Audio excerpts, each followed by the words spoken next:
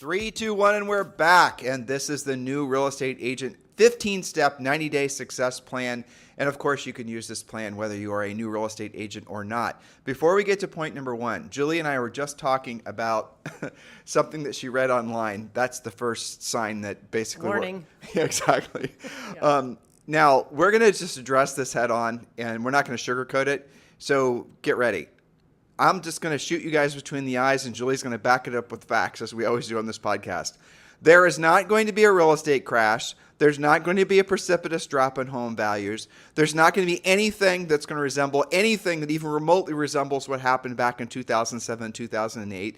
Stop listening to anybody that tells you that that there's going to be any kind of crash or correction. 99% of the time, they didn't sell real estate back then. They don't know the facts, and or most likely, they're trying to sell you something in preparation for this zombie apocalypse housing crash that's never going to happen. So I want you guys to be very clear that this time of year is really any time of year, but really, I have not seen so much misinformation or straight up, I'm going to just use the word that came to my mind, lying that's happened in our industry since probably it's been at least 10 years because of the fact that so many agents don't know what to do in this real estate market, weren't selling real estate back then, and they're such easily manipulated into believing there's going to be a housing crash because, after all these other people are saying there's going to be a housing crash. How can the masses be wrong? Well, they are. So here are some facts straight from Julie Harris. Yes, that's right. So you might think that foreclosures are going up. Why do you guys think that sometimes?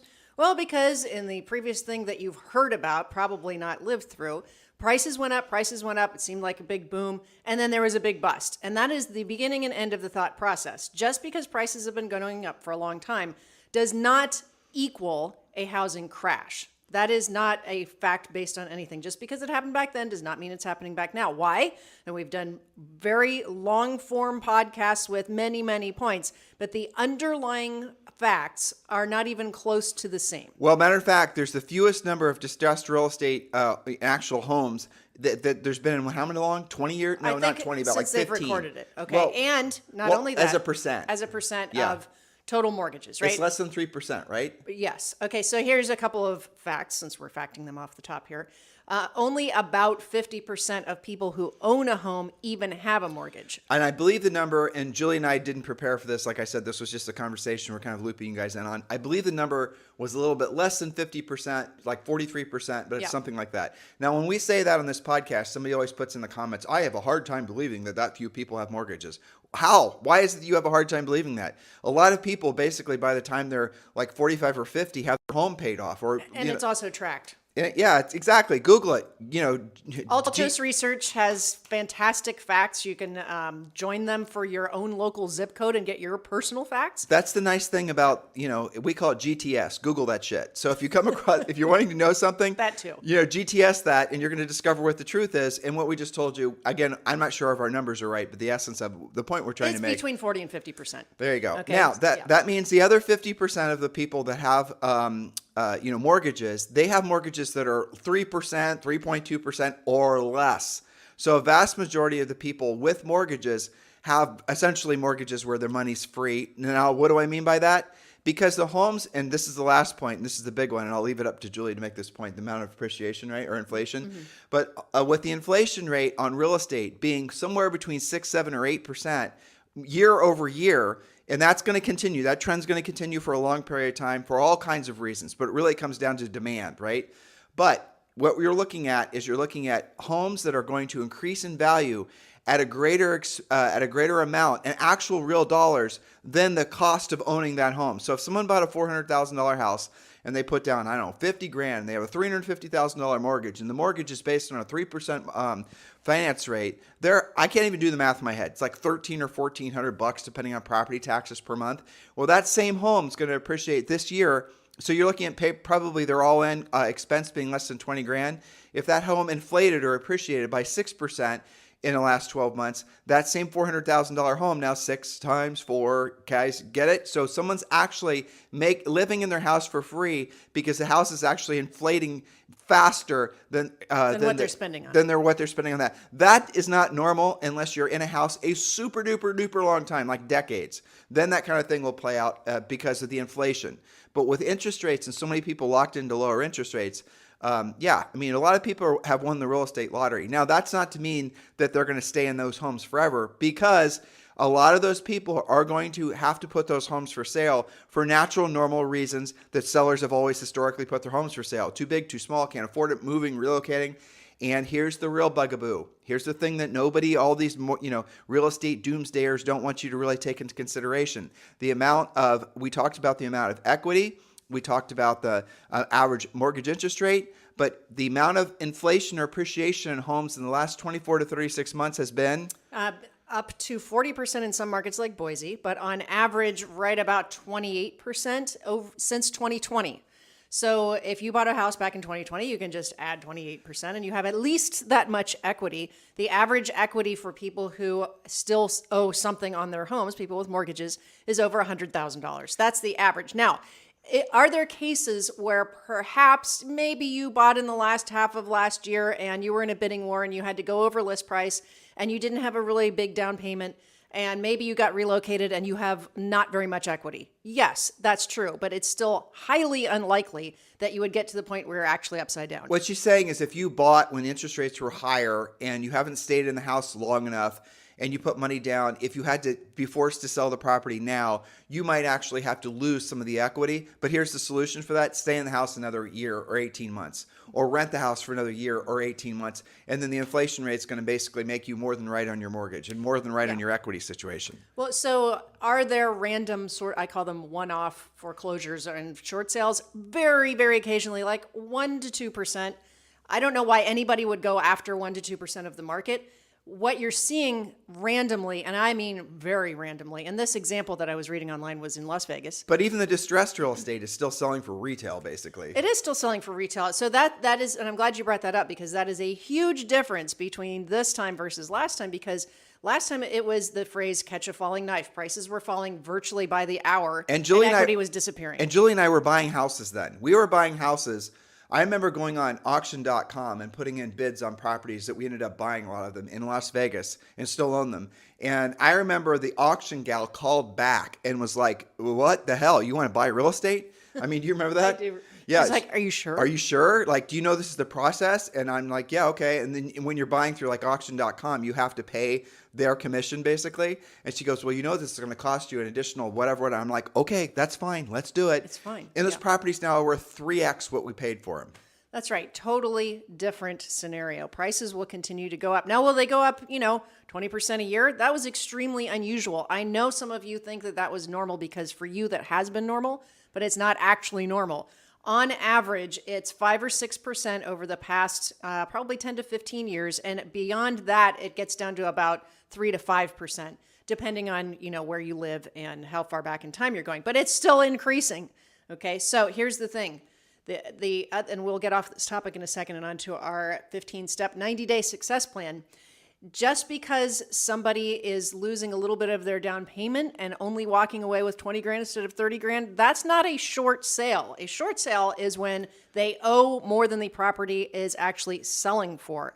We will do a podcast in the future which will sort out a lot of this stuff that confuses some of you. It's not your fault. You've probably never dealt with it. You've only heard about it. And you're frankly listening to ignoramuses, people that don't. They're just pontificating. Exactly. They don't know what the heck they're talking about either. Now, there are going to be outliers where you are going to run into people that are in a potential negative equity situation. Those people may have bought 2 days ago. Or maybe they missed a lot of payments and there's no workout. I don't know. But no, I don't even think that scenario. They refinanced. Maybe they refinanced and something like that. So there's going to be situations. I'll tell you the ones that I would be I am very wary of personally, are these commercial loans. A lot of the commercial loans out there that were short-term loans, and now the multifamily and the commercial borrowers, they're going to have to refinance into this higher. There, you're going to see some distress. Yes. No doubt in my mind, you're going to see some distress, especially with office buildings and things like that. San Francisco, I'm thinking about you. Mm-hmm. But again, let's just be very clear. Stop looking for the sky to fall. The sky is not going to fall. And this wasn't today's topic, but we just talked about it for 9 minutes. Hopefully you guys have learned something from it. We've done tons of podcasts. Yep. I think like 6 in the past 24 months. For sure, at least. But you got to be super careful who the heck you're listening to in this real estate market. Otherwise, look, if you're believing, for example, the real estate market's going to, implode, what effect does that have on your psychology? What effect does that have on the actions that you take? If you don't believe that tomorrow's going to be better than today, you're not going to do what's necessary today to make tomorrow better than today. In other words, if you think the market's going to fall, think of all the things you're not going to do. And as a result, guess what? Your market, your personal economy, your personal real estate business, your family's future is going to be, adversely affected because of the fact that you listened to somebody that was full of hooey. Who is completely 100% unauthorized to be making such statements. All right, let's jump in, Julie. Okay. So congratulations. You made a wise decision. You have a real estate license, whether you just got licensed or you've been at it for a while but lack direction. Let's follow this 90-day success plan, and we're going to let's just get right to point number 1. Okay, you got it. So, number 1, pick your broker wisely. Does your broker have stock awards, health insurance, daily education, and profit share? Revenue share. You got it right the first time. Revenue share. Sorry, I got tongue-tied. Okay, it's costly to start with the wrong brokerage. It's costly to switch brokerages. You have signs and everything else you have to do. Having to switch later costs you both time and money. So do take the time to choose wisely in the first place. And if you didn't choose wisely in the first place, we strongly encourage you to choose wisely now. That's the reason that Julie and I are proudly associated with eXp Realty, one of the best business decisions we made about 5 years ago. We've gone on to build a group that's close to 3,000 agents globally. It's fantastic. If you're interested in joining with Julie and I at eXp and being part of our group, we encourage you to take one of 2 paths. You can just text the letters EXP to 47372, text the letters EXP to 47372, or if you're ready to join and you just would like to land the plane, you can text me directly at 512-758-0206, 512-758-0206.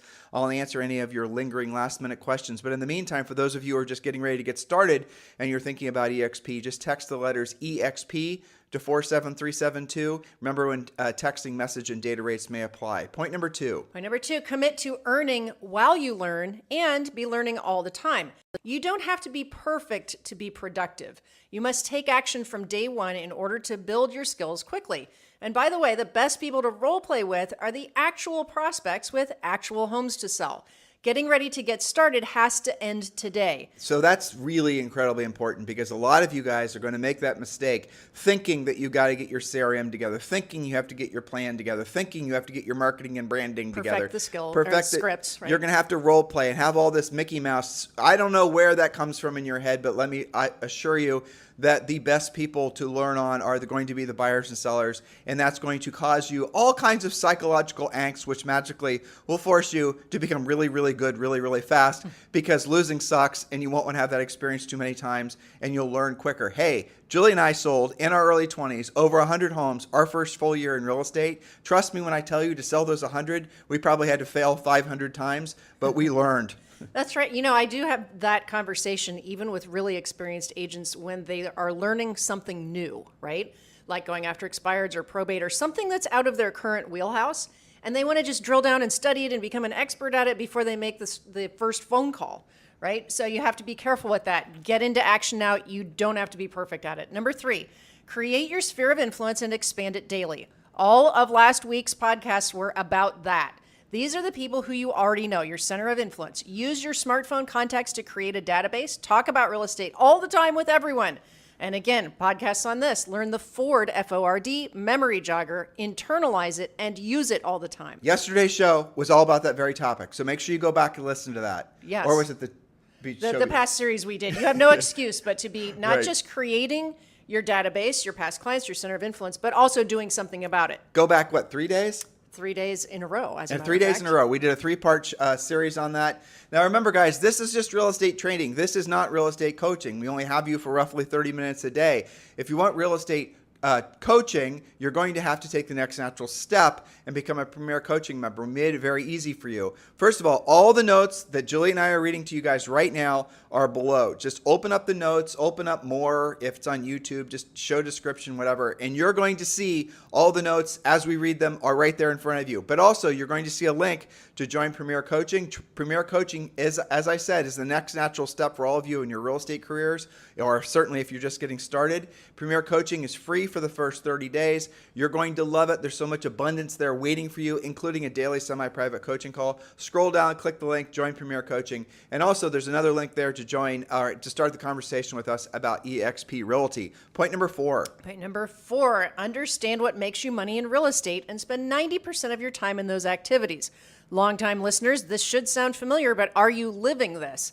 Proactive lead generation, furiously fast lead follow-up, pre-qualifying using your scripts, presenting, negotiating, and closing. But the most important actions on that list are, of course, proactively generating leads, making sure you followed up and set appointments, and then present in such a way that you actually win the business. You can hire somebody to process your transactions when you're consistently generating closings, but if you are not proactively lead generating in the first place, the rest of the list is irrelevant. That's right. And again, this goes, my brain is firing off like, what order should I be hiring staff? When should I be adding my team? When None of those questions should be in your mind if you're just getting started, or frankly, if you're restarting your business. Just focus on your own trade craft. That's what matters the most. And worry about team expansion and worry about branding and marketing and all the rest of this stuff after you've got consistent cash flow from all the things we teach you in Premier Coaching, which, by the way, all the things we ask you to do in Premier Coaching as far as lead generation cost you nothing. It's about proactive lead generation. I'm sure you will agree that you guys are all very sick of getting emails and solicitations constantly for someone trying to sell you leads. Well, guess what? I've got great news for you. You can continue to set those people on do not respond. Swipe left. Exactly, swipe left. Because the reality is you can generate an abundance of leads yourself without ever having to pay a referral fee or doing really anything else other than the real work of real estate. We teach you to do that in Premier Coaching. Point number 5, Julie Harris. Point number 5, understand the spokes in the wheel model. Choose your lead generation spokes wisely and work on them daily. Focus mainly on people who clearly have a desire to sell their homes and supplement with regular communication to your database. Here's our favorite list of spokes, which everybody can utilize, but don't just choose one and be a one-spoke wonder. Instead, work multiple sources of business to ensure your success. So the quick list, although again, in Premier Coaching, we teach you a lot more of this and you can mix and match what works for you. But the first one everybody has, so that's why it's at the top. Your sphere of influence. These are the people in your database. Again, refer to previous podcasts on that. Next, open houses, absolutely hot lead generators, especially in today's market, cost you nothing. Next, we have unrepresented owners, otherwise known as for sale by owners. They're handing you their phone number and they have a for sale sign already in their yard.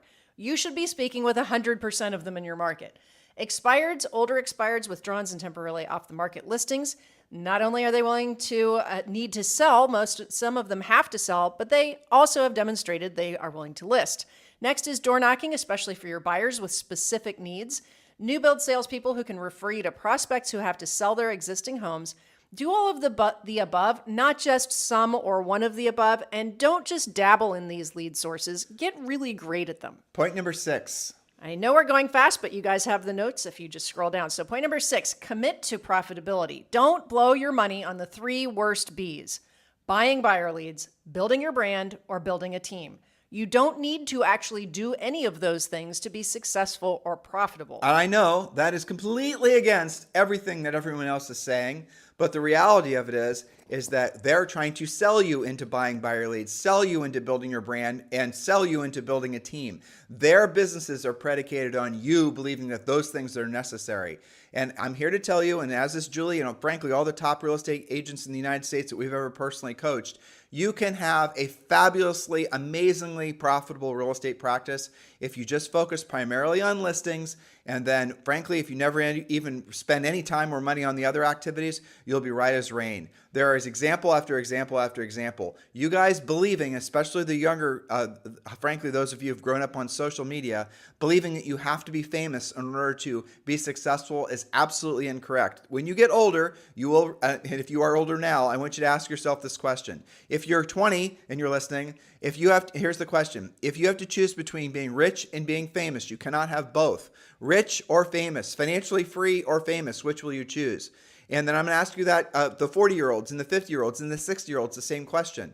And here's what I know what the answers will be. The younger person, even though they know in their heart that the answer is rich, they're always going to say famous because they think that being famous will result in being rich, or being famous to them, the recognition from others, is to them emotionally what they desire more than being rich and being free. The older you get, the less you give a rat's ass, frankly, about what other people think, and the less you care about getting, essentially recognition from strangers, the less important it is for you to be famous. Now, this is all sort of a biological imperative that's very fascinating, psychologically speaking, why people when they're younger are more focused on, peacocking. A lot of it has to do with natural selection, if you believe in that sort of thing, which we do. And you guys getting the point? When you're younger, you're trying to make yourself stand out so you can find a mate and, see Wild Kingdom for more examples. And do a Google search. Julie's giving me a stink eye. Do a search on YouTube for peacocks, and you'll get the concept of what I'm saying. You'll get the gist. But the older you get, the less that's important to you. And the more you would have wished that you would have focused on being rich and financially free. And so having had this conversation with people for the last, couple decades, I assure you that when the older version of you, dear listener, who's in their 20s or maybe even early 30s, the older you get, the more you're going to wish you would have focused on becoming actually rich, aka free. Rich is where your money works for you and you no longer have to work for your money. We strongly encourage you to get ahead of the curve and think like that now versus essentially being 40 and thinking back, well, I wish I would have spent or frankly invested a lot more and spent a hell of a lot less time trying to make myself famous. Speaking of which, another financial point is number 7. Pay yourself first. 10% from every single commission check goes to your savings. That's a dedicated savings account. Does not have a checkbook with it. Does not have a debit card. It is supposed to stay there. That's why it's called savings. 20% to your tax account. For most of you, that's going to cover it. Certain states you may need to do more. And the rest of it to your operations account. Save more if possible right from the beginning. Do not mix these accounts. Now, you can refer to our podcast series about wealth building as well. And if you've been in real estate for a while and you're not doing this, you don't have to be a newbie to start saving 10% off the top, 20% to taxes, and the rest to the other account. We talk about this a lot in our book, Harris Rules. And Harris Rules is available everywhere, Barnes & Noble and all the rest of the places. But I will point this out as well. This is going to be a little bit of a mind bender for some of you, but it's true. Most of the most successful people on planet Earth are, and usually, were, sometimes they sold their companies, business owners. But where they made their money, where they built their actual wealth, this is the thing that's surprising, isn't from the actual proceeds from the selling of the business or things like that. They built profitable businesses. They then took that profit and invested in a lot of things, for example, real estate. Mm-hmm. So if you look at essentially a lot of wealth creation that's happened, most millionaires and multimillionaires in the United States are first generation. They did it themselves.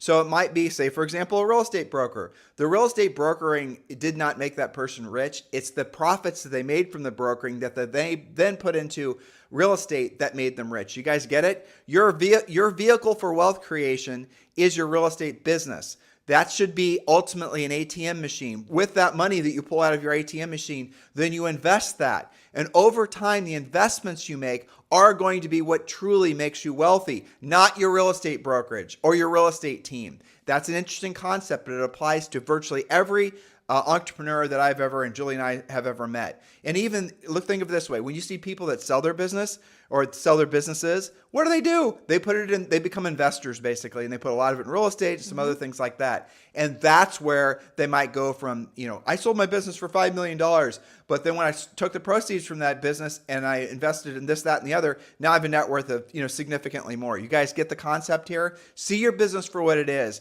Don't think that someone's going to come and tap you on the shoulder and, basically give you the winning lottery ticket because that you sold your real estate practice. Never happens. Point number 8. Point number 8, don't seek or take advice from unqualified fake coaches. Refer to the top of this podcast, what we're talking about. Free YouTube advice, Facebook surveys, and salespeople trying to sell you stuff do not have your best interests at heart, nor do they have the authority or experience to actually advise you. So step away from that. Fake coaches, how do you know? Ask these 4 questions. I'm going to go through them very quick.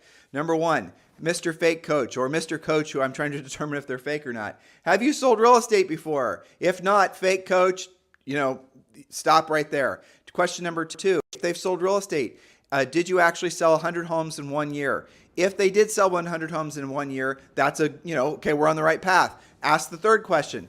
Did you sell at least 100 homes per year for at least 5 years in a row? If the answer to that question is yes, which by the way, it'll never will be yes, because I frankly, other than Julie and I don't know of any other coaches that meet those criteria, but you go on to the next one. And then the last question is have you done at least over 100,000 paid coaching calls? Not speaking on stage or not speaking at office meetings or YouTube videos or any of the rest of it. Have you been paid at least a few $100 to perform at least 100,000 coaching calls? That's going to be the market tested, essentially agent who's actually earned the right to call themselves a coach. And again, there are very few people in the industry that even come close to meeting those criteria. You deserve to at least have a coach that at least comes close. And yet, what do many of you do? You settle for anybody that calls themselves a coach, and you don't, frankly, have them validate what they're telling you is true. You deserve better. And again, it goes back to the idea that if you take bad advice, you follow the wrong path. That tiny little piece of bad advice, that are a tiny little wrong path, that doesn't just affect you now, it affects you potentially for the rest of your life. So be incredibly sensitive and careful who you listen to, not just about real estate coaching, but any and all aspects of your life. Point number 9. Point number 9, and this is for all of you, but it's a good way to start if you're new. Keep your online profiles professional. Don't be political, opinionated, or complaining. Don't have unfinished profiles. Have a professional business Facebook page. Don't get talked into paying for website optimization. And your social media is there to support your business, not to create business. It is not by itself a spoke. We talk a lot about this in Premier time. Coaching, right? Yeah. But really, the big takeaway there is be a Republicrat. Don't. And I know if you're in San Francisco or one of these other dominantly or if not completely left-leaning communities, and there's right-leaning communities like this in the country as well, then maybe not being a more partisan is a smart move. But for the most part, for the most of the country, you're going to want to be a Republicrat, which means keep your nose out of politics, because even if you're aligning with some people, you're going to be offending others. And I know you can't appeal to everyone, but in real estate, if your highest and truest mission is to be of service to other people, maybe that's a good idea to try to be of service to as many people as possible, no matter whether they're voting red or voting blue. Point number 10. Well put. Okay, number 10. Answer your phone. Call people back as soon as possible, even if that's to tell them you're about to be on an appointment and you'll call them at a certain time. Lack of communication is the number one complaint real estate clients and prospects have. When they don't hear from you, they're not thinking good things. Answer your phone in the first place as often as possible. Even if you're doing something you don't have their answer, you were still there for them. Remember, not everybody even bothers to leave a message. They're just going to call the next agent. Your biggest real estate transactions will always come from you answering the phone, or if you couldn't right away, doing a very quick lead follow-up, furiously fast lead follow-up, and then using a real pre-qualification script to, like, say, for example, a buyer calls calling about 123 Elm Street. You need to find out right away whether that buyer is actually a seller who's just comping that house because they're thinking about putting theirs for sale. Ring, ring, hello. Hi, this is Tim. This is if I'm calling back. Hi, this is Tim Harris with ABC Realty.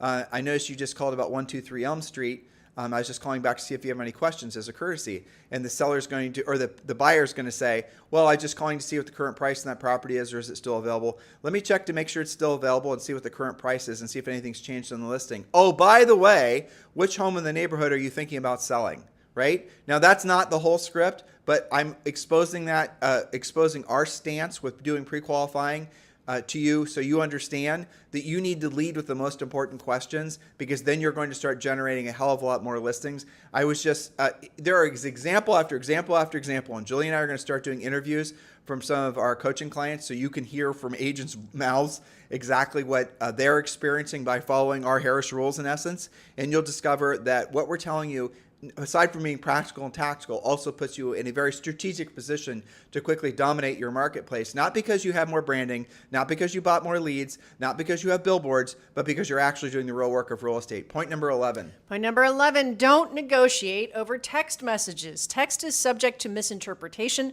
The other person might not get the tone that you intended, and other people could be reading their texts, and language barriers make it even worse. It's also not a legal document. That is a big-time rookie mistake, and I would say it is a busy agent lazy mistake. So just don't do it. Pick up the phone, have real conversations. Again, if you're a buyer and you're competing for a buyer's agent, and you're competing for a house, and you're the one that's calling the listing agent while everyone else is trying to send texts, that does give you an unfair advantage. Point number 11, or 12 rather. Point number 12, focus on being a listing agent. Yes, even if you just got your license, focus on being a listing agent. Listings produce leads, but buyers generally don't. Sellers have to sell, but buyers never actually have to buy. Lead with listings. Case in point, one of our coaching clients yesterday spent the entire week working with, I think it was about $1.5 million potential buyer. Highly qualified, highly motivated, showed beautiful properties. Guess what happened?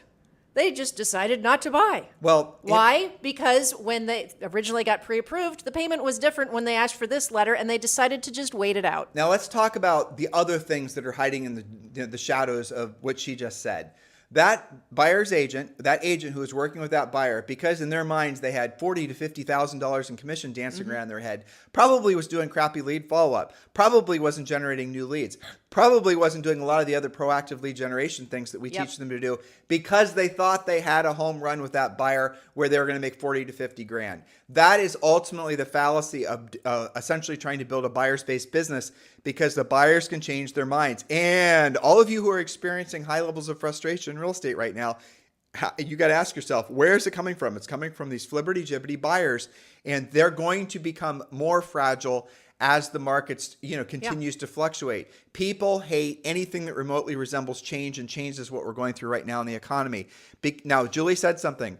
There's no such thing as a buyer that has to buy. And there isn't, because buyers can always stay put. Buyers can always rent. Buyers can always, do an addition to their home. Buyers can always all kinds of different things. But there are dozens of examples of sellers that absolutely positively have to sell where they don't have a choice, where the cost, literal and otherwise, of not selling the house is greater than the cost of selling the house. There is no example, you might argue 1031 tax exchange, but there are no examples of that on the buyer side. So if you have to choose between working with buyers and working with sellers, and sellers absolutely positively have to transact, and the buyers will change their mind as soon as the wind changes direction, you're going to want to focus on the sellers. Point number 13. 100%.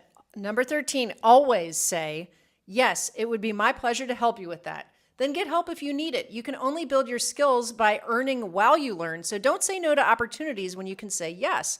You can always partner with or refer the transaction to another agent if something is just way too far out of your wheelhouse. It's better to learn it. Our coaches are ready every single day to help you. Some of you say, I don't work with first-time buyers, or I don't do commercial, or I don't do this and I don't do that. Well, that's why you also aren't making the commission. So say, yes, it would be my pleasure to help you with that, and then just reach out and get some help yourself. And if you're like with eXp Realty and you have said yes to a commercial opportunity, you don't know what to do with it, eXp's got a commercial division. You can partner with the commercial agent. You can just refer to the commercial agent. Say yes to every single opportunity you have. You don't know anything about land. You don't know anything about rural. You don't know anything about farms. You don't know anything about whatever it is. Well, guess what? Say yes to it and figure out after you have the opportunity to. And maybe you can't figure it out. Maybe you're not the right agent. And like I said, refer it out to an agent who is, but never say no. When you guys feel the propensity or the desire to say no, it's out of your ego's embarrassment, not wanting to feel embarrassed for admitting to that prospect that you don't know how to solve that particular problem. So avoid the embarrassment, just say yes, and then figure out the solution after you figured out how to say yes. Amen to that. Okay, number 14, do what you don't want to do when you don't want to do it at the highest level. There will be days when you simply don't feel motivated. That is normal. There will be days when you overthink yourself into analysis paralysis. There will be days when you feel less than competent, but do the work anyway, so that you can then have days of success, gratitude, and profitability. So much comes through you doing the work that you can't get any other way. Some of you have an experience deficit because you say no too much, because it's out of your wheelhouse and you don't deal with it. Learn it as you go. That's okay, and get help. And of course, point number 15 is get involved in Premier Coaching so we can move you forward faster, answer your questions daily. We have coaching sessions every single day.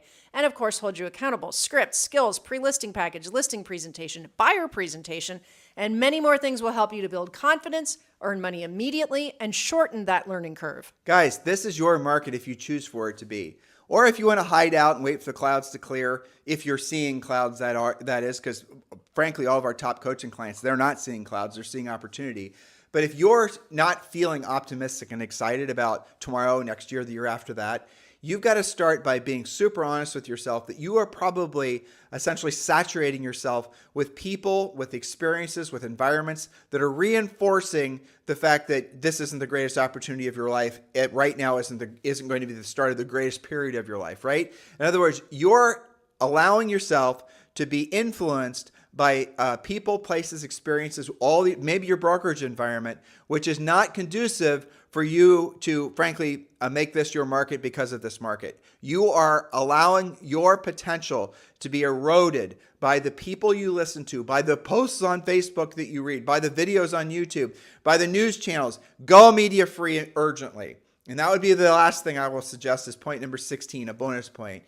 Urgently go media free. Go media, and if you are going to be a connoisseur of people who are, success biographies and whatnot, one of the consistencies, and Julie and I listen to a lot of podcasts about that, but one of the consistencies that you're going to hear with every single person who's really, become one of the most successful people in whatever their chosen field was in the history of history, they are absolutely media free. They do not listen to the propagandized news media, or essentially are constantly seeking other people's opinions or all the rest of it. They're out there focused on what their particular mission is. It is almost impossible to be really good at more than one thing. So stop trying to be really good at one thing. And if the one thing that you have to be really good at is always having a positive mindset, there is no limit to what you're going to be able to accomplish in your life. And hopefully you guys appreciate this podcast. Thank you for keeping this the number one listened to daily podcast for real estate professionals in at least the United States. You guys have a fantastic day. Remember, there's well over